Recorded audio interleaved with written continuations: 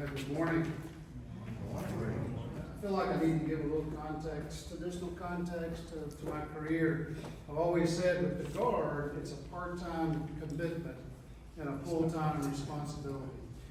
So the Guard has opened many doors for me over the years, and it certainly has played a key role in where I'm at today with Space Command. So started my career in the Guard 42 years ago. Started a few years, made E6, and decided to go to OCS, went to OCS commission and branched engineer initially, and then transitioned to Intel and then logistics. Along the same lines, I worked there on Redstone for 35 years. Retired a year and a half ago. I took the early out. Let me back up. I did not take the buyout, right? I considered it, right? But I had already applied for retirement, went ahead and decided to retire on the civilian side, and then I got the assignment at AMC, which was really a great assignment for me to be able to, kind of step back from the strategic level and support the National Guard writ large across the nation. So some great assignments over the years, and then Space Command, right? So that thing, Space Command, an opportunity came up, got a call late last year from NGB. He says, hey, are you interested in coming up as the Deputy Director for National Guard Bureau? So obviously you get those phone calls, you don't take advantage of those opportunities. So I was interested, and then a few weeks later I get a call that says, hey, you've been nominated for Space Command, Director of Transition. And why that's important is because, I think with the historical, my time there on Redstone for 35 years, as an Alabama Guardsman for 42 years, I had built some very strong relationships over the years, which really has helped as we work through this transition of Space Command from Colorado to Huntsville. So my responsibilities as Director for Transition is to set the conditions for a smooth transfer of mission and personnel from Colorado to Huntsville. So I am not a space expert. I don't claim to be, but I my focus is, set the conditions with interim facilities and the Milcom project that'll be coming up in the next few months. So, I've got a few slides here.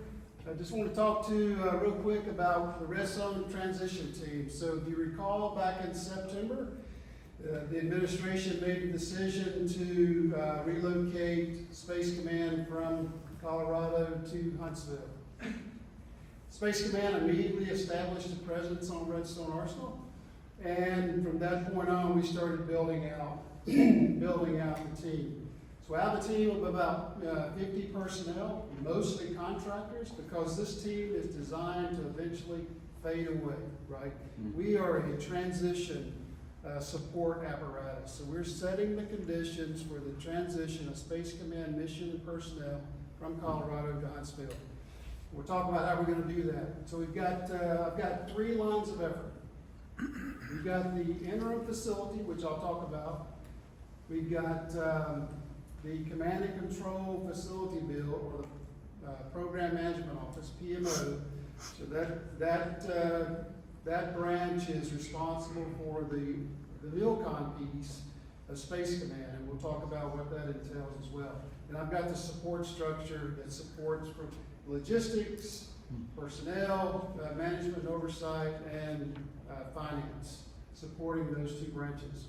So real quick, talk about interim facilities. So in order to, we are to make irreversible momentum. And how you do that, you got to do it quickly. And we've got these new authorities that SecWar has given us to move at a very fast pace, and we're certainly doing that. So as, great partners in Huntsville, great partners on Redstone Arsenal with the tenants there have supported us. MISIC's been a key player to help us set the conditions early on to move the Intel apparatus within Space Command to Redstone. They're there, have been there for a number of weeks, fully operational on Redstone Arsenal. Space Command Intel Director. We have 5 facilities that we're renovating. And we're doing that over the next few months. Renovations are underway. As of a few weeks ago, we have the funding to do that. We will complete those renovations over the next 12 to 14 months. And we will continue to cascade personnel from Colorado to Huntsville. So, you know, and as you can imagine and we'll talk a little bit about continuity of operations, you know, there's a huge requirement for classified activities within Space Command, which includes, you know, collateral secret and top secret. So we have to take that into account when we're refurbishing some of these existing facilities on Redstone, which requires accreditation to the security requirements that are established. So we're doing that. We have the personnel there on the team that will continue to provide the accreditation for these facilities as we build them out. Over the next, so we've got, so as you can imagine, within, you know, you've got about 1,800 personnel within Space Command. That's about the number that will end up in Huntsville, about 1,800. So 50% of those personnel are to be on Redstone by the end of 28. So as you can imagine, there's a large group, a large pool of individuals that are undecided. We've got a number of about 25% who are all in, that made the decision to move to Huntsville. We call, you know, they're considered early adopters, and they are moving and have been moving for a number of weeks. We're taking in about 20 to 25 personnel every month that are moving from Colorado to Huntsville. We are well beyond what we had originally planned for and what the expectation was. We're ahead of schedule on the number of personnel that we had planned for, and we're in a good position to be able to accommodate upwards of 250 personnel by the end of 26. Now beyond that, we've got to be very careful because we don't have the facilities or the workspace to be able to accommodate any additional personnel early in 27. Mid-27, some of those renovations will start to come online, and we'll be able to accommodate more personnel.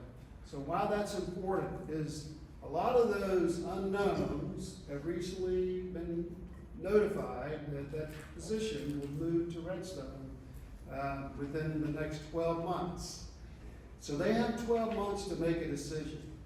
They can make it day one, or they can wait to the very last minute, right?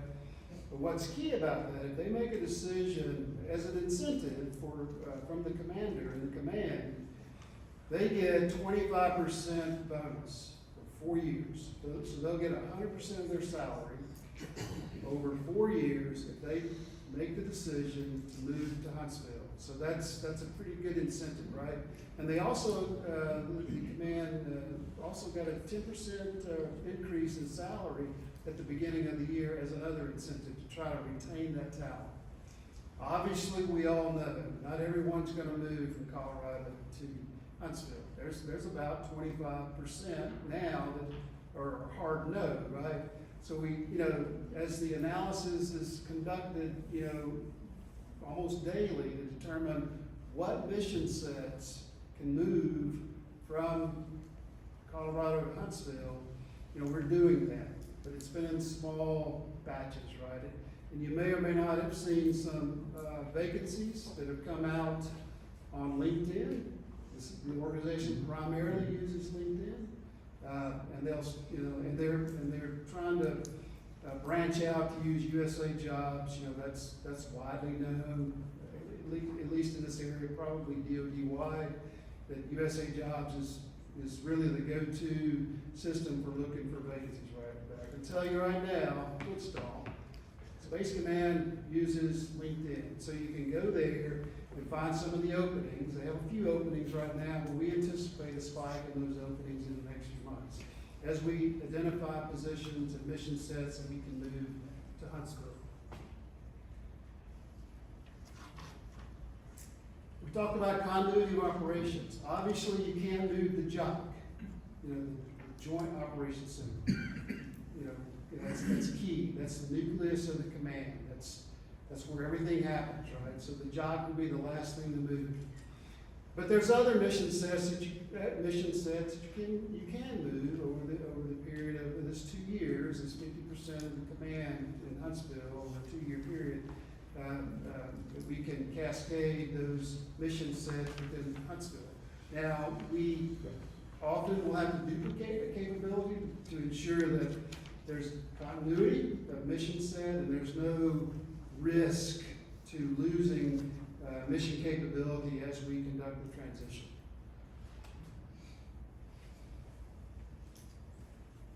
All right, the MILCON, you know, the big deal, right? This is a monumental undertaking, right? And we've been at a sprint for a number of months. So these are some of the, you know, the basic information over the command and control facility or warfighting center, you know, that we're planning for. We have a 64-acre site on Redstone. It's ready to start building. We have about 970,000 square feet requirement for the campus, which essentially includes the command and control, the main building, right, and then a fusion center or a data center, if you want to call it that, and then some of the other support structures there on campus. We believe it's going to cost about $2.3 billion. That's probably pretty close. That's just concrete and walls. That does not include furniture or the IT fit out, which will be another $1.5 billion. So overall, we expect, we think we're in the ballpark of about a $4.5 billion project, MILCON project, just to support Space Command and their campus there on Redstone. And we are moving and laser focused on setting the conditions to have a groundbreaking early summer next year. So there's still some uncertainties with regards to how long it's going to take to work through the contract selection, the down select of the firm that will actually do the construction. It's got redundancy all throughout the campus, not only with power but with water. We've got about an 18 generator backup power requirement with about 650,000 gallons of fuel stored on site. So this gives you kind of the scope and scale of the Space Command campus and what we're charging for with as we work through these processes to identify an organization to provide oversight, construction and management oversight, and then we go into the process of selecting a construction company to do the work. So I mentioned earlier about the Second War giving these additional authorities, right? So we don't have to use the Corps of Engineers anymore. We've got what they call other transactional authorities to be able to go and execute a contract of this magnitude on our own. So we have a team of a number of organizations, which includes the Air Force Contracting Command, Army Contracting Command. We have a program management office there, part of the Redstone transition team, and a number of other support entities to help us work through the problem. We're in OTA 1, other transactional authorities 1 right now on the down select of a firm that will provide management and oversight of this project. That'll be upwards of $100 million plus contract. So the team has within the program management office, they have a group of individuals, subject matter experts, that are looking through the submissions and working through the down select. And we anticipate announcing that contract by mid-September. Once that contract is let, we will go through and start OTA 2, which is the process to select a construction company to actually do the work. Obviously, that's a significant more work that's going to be required to determine, that an organization has the capability and capacity to do the work. And as we're working through the process, we've got to, we'll get to 35% design of the facility as we're communicating and collaborating with the more than likely 2 to 3 firms or construction companies that will have the capacity to do a project of this magnitude. This kind of gives you the concept of the campus. And then this is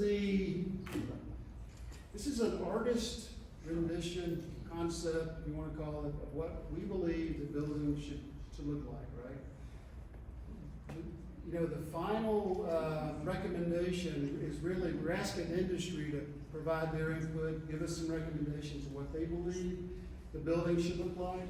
But from the command's perspective at Space Command, we believe it should look something like this. It may or may not look something like that once we get industry feedback.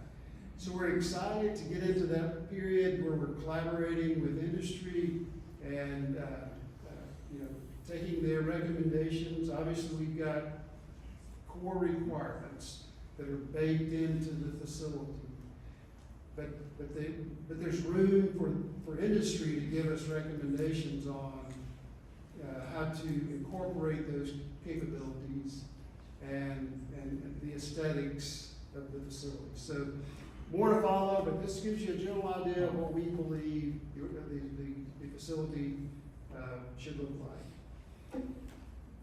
One of the unique aspects of the working group is that we do interrupt our speakers, and I apologize for doing so, but ask questions. But anyway, folks, you're welcome to ask questions. I hope that you're willing to entertain. Absolutely.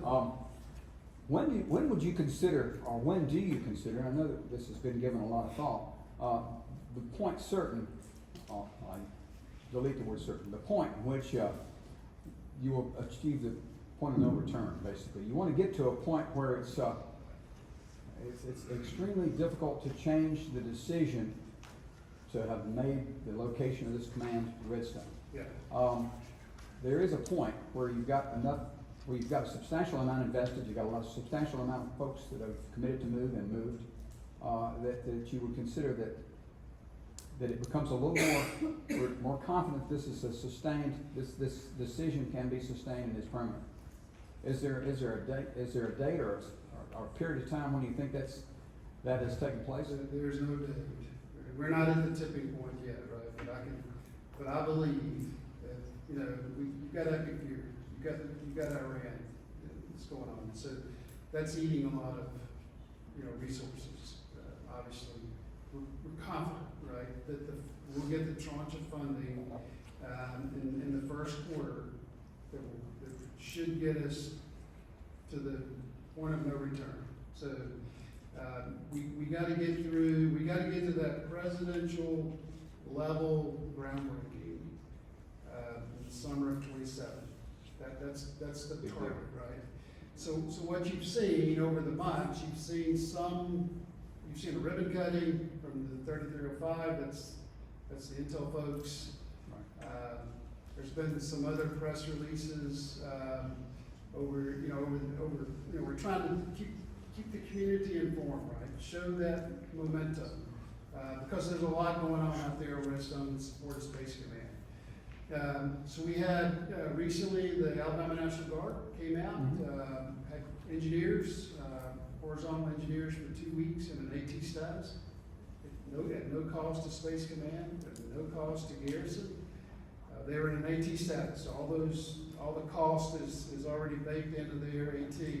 So they worked for 2 weeks providing a utility corridor in support of Space Command campus. That's a huge deal. That gives us a little more momentum as is we're gonna invest in the power grid, and power support infrastructure there on Redstone. So that just bought us accelerated the timeline to be able to get the power and the water and the gas moving now, right? Time now. So in groundbreaking and you know, in 12 months or less, that's already in place. You know, we had some funding. We've been blessed. We've got you know, everyone's behind the move for Space Command to move to Redstone. Support across the spectrum, not only from leadership on Redstone, but the political environment as well. Phenomenal support. So we had some additional funding to pour into a warehouse. And if you've been out on Redstone, you will notice, if you know where the site is, the Space Command site, you'll notice there's some construction going on. So that's a warehouse, a logistics facility that we're building out. It'll be, you know, it'll have the security, it'll meet the security requirements, it'll have heating and cooling, and enough capacity and space to be able to pre-buy IT. Because some of those components are long lead. So we have the funding to be able to go ahead and invest in the IT piece and buy some of those low density, hard to get items, and then have them at that site to be able to, once the interim facilities are completed, we can immediately go in and install the IT requirements for that facility. So all's right there, and thank you. Is that facility that you're speaking of, that logistics facility, reflected on this? It's not. drawing? That was kind of, we realized early on we're gonna have to, unfortunately, there's not a lot of storage capacity out on Redstone as far as warehouse security, you know, with the security requirements and the heating and cooling requirements. So we had an opportunity to invest in a warehouse, but it's just across, it's north of where the main campus is. Is this photo, this rendering, Yeah. is that looking north? Is the north the top on that, can you say? Or, because I'm trying to figure out where other existing facilities are in this. Where's the golf course? It's looking northwest. Yeah, it is looking northwest. Because is that right out, that I'm looking at here? We've got, That's the golf course right there. Okay, that's golf. Got it. Got it. some warehouses. Right now, I got you. Thank you. Very attractive structure, especially given the centerpiece in that. Looks like it's isolated. I mean, it's rather interesting. Yeah, we General Whiting and I were at Pentagon a couple of weeks ago to brief the second one, and didn't get a chance. At that meeting was waved off further than the other properties, right? But we did brief the SECAV. Yeah. And the rendering was a little different. This is a newer version, right? The SECAV was like, there's not, you know, there's not enough windows. So there's more windows in this structure rendering. So, but who knows? You know, I think there's, you know, industry is going to give us some great feedback. So they'll come back with what they believe meets, you know, what the command would like to see, right? We're trying to be very careful, not, you know, undue influence, right, on what we expect. This kind of gives you an idea. So, but I'm willing to take any questions you may have.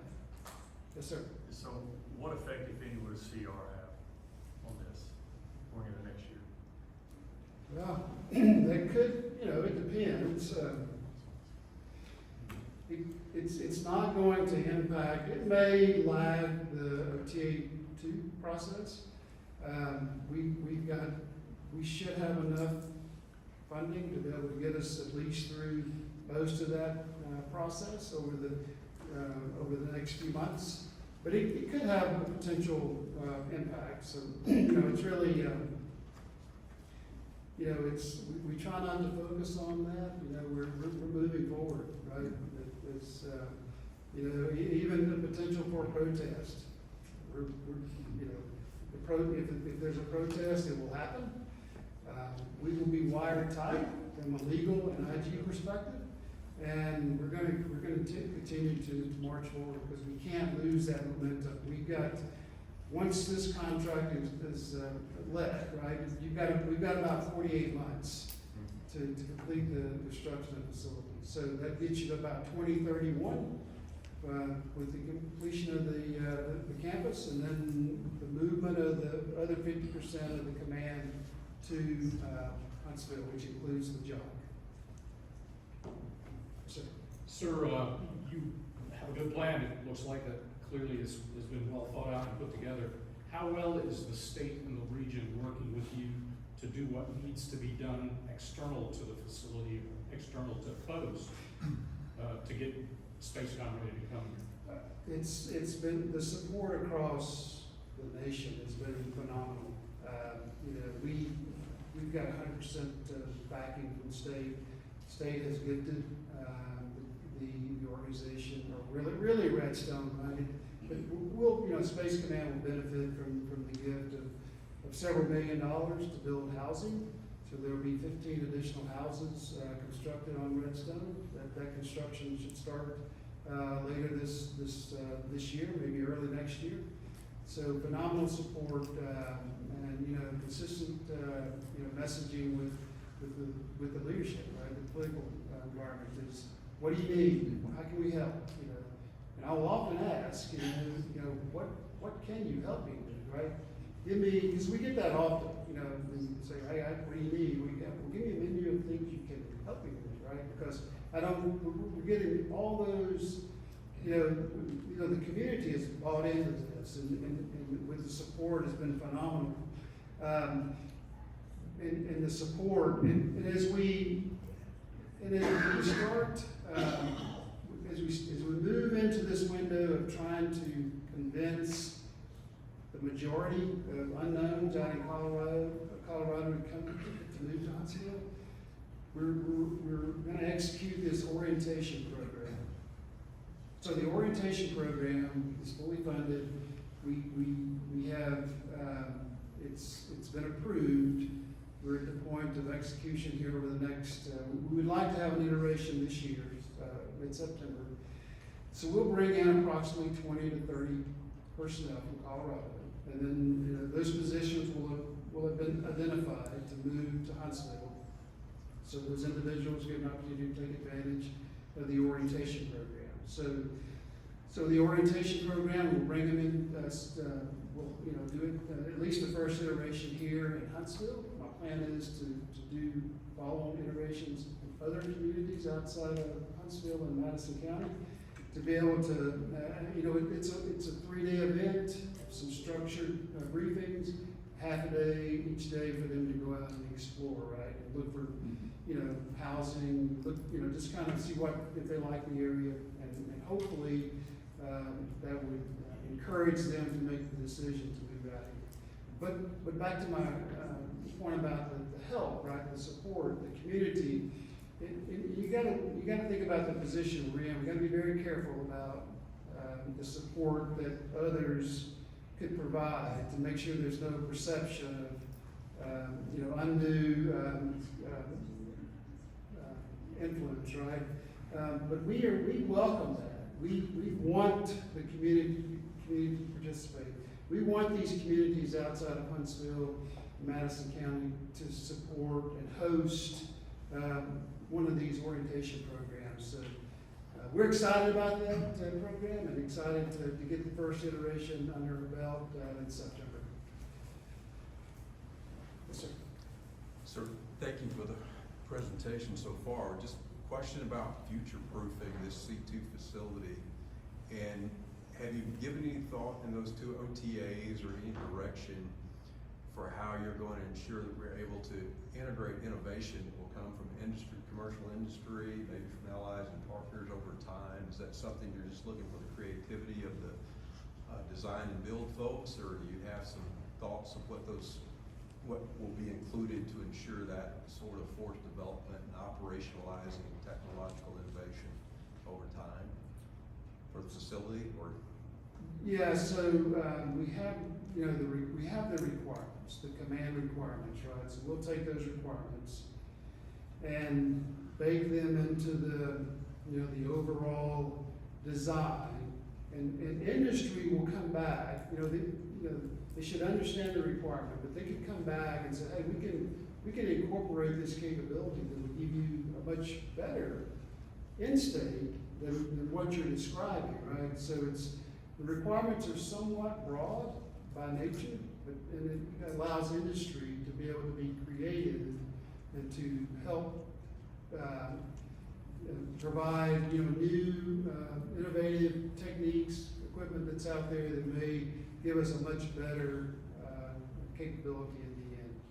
So that's kind of how we're working through this MTA. So, you know, there's a lot of unknowns because we haven't gotten into that window, but it's, but I have no doubt and I have trust and confidence in the process. And then, you know, the industry partners will come back and provide us a world-class product. Yes, sir. Sir, John Mahan, Cervello Global Corporation out of Tampa. Wondering, are you consolidating all the components into this facility, or there's going to be operations in Florida and California and Danbury Air Force Base? So the combatant command, the headquarters will be here on Redstone. Now, obviously, there's other components at other locations, but the combatant command headquarters will be on this campus, in this facility. Everyone within that facility. Thanks, sir. Yes. Is there any kind of interface planned here with the Space Force, whether it's just the staffing or maybe electronic? So that again? Space Force. Yes. Okay, is there some kind of interface that you're planning ahead for with Space Command, between Space Command and Space Force? Oh yeah, absolutely. We are integrated with Space Force, right? And you know, there's the potential for Space Force, and there is a presence of Space Force on Redstone already, and a small presence, right, for that to grow, right? So we're well integrated with Space Force and collaborating with Space Force as well to as we move forward. So I'll take one more question, and I'll have a check on learning. Yes, sir. Yeah, so you talked about the electricity, the water, all of that type of stuff already being run, but just looking at and knowing the area where you're going into and the road access, is there also going to be some Redstone infrastructure upgrades there as far as the roads and access and all of that type of stuff as well? Absolutely. The roads, not the gates. The gates are checked. The gates are what they are. Yeah. So I can tell you, they've got some money. We're gonna bring on about 12 Alabama National Guard MPs. They will have the credentials to carry, right? They can execute the same duties that your armed guards that are out there now. So over the next few weeks, as those soldiers are integrated, that will help with because they're just short staffed, right? Doge and DRP, they took a hit. We all took a hit. So we're still trying to recover from that. So all right, so I think my time's up. So I do have Chuck on learning. You got to raise your hand. You can't. You don't get partial credit. Okay, are we ready? So when you raise your hand, don't blurt out the answer. Raise your hand. I'll call on you. And you gotta give me the whole answer. No partial credit. Because this has happened. All right. So early in the presentation, I had mentioned we have 3 lines of effort. What are those 3 lines of effort? Yes, sir. So the first one is your incremental or your interim facilities. The second is actually the build out of this facility, and then the third one is support. Absolutely. So if you would, I'd like you to come From where? up here. Yeah, I'm here.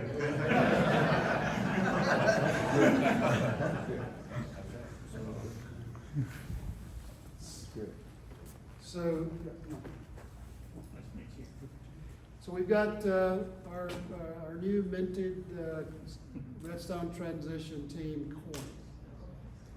It's one of a kind. You won't see any other like it.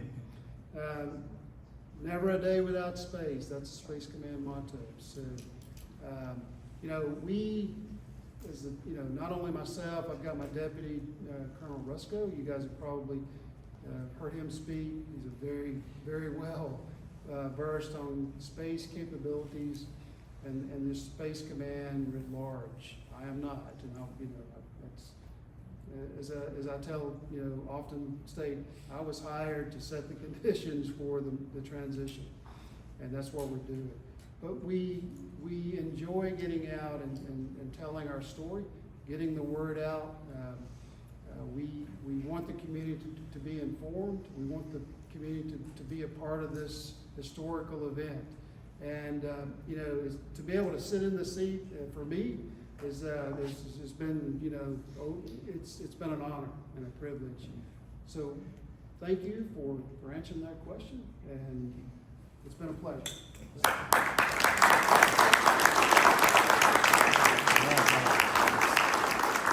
Thank you very much.